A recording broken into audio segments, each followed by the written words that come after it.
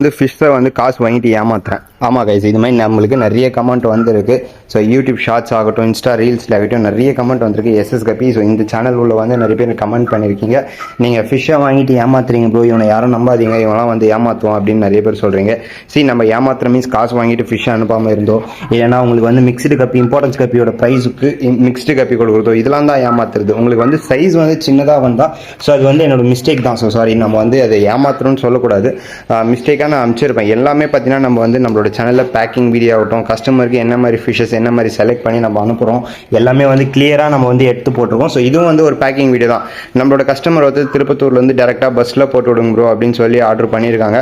So நம்மக்கிட்ட வந்து பார்த்தீங்கன்னா ஃபிஷஸ் எல்லாமே வந்து ஸ்டாக் வந்திருக்கு. ஆல்ரெடி நிறைய லாஸ் ஆயிடுச்சு. ஸோ அதெல்லாம் நான் ஒரு வீடியோவாக போட்டுருக்கேன், வேணும்னா அதை போய் பாருங்கள்.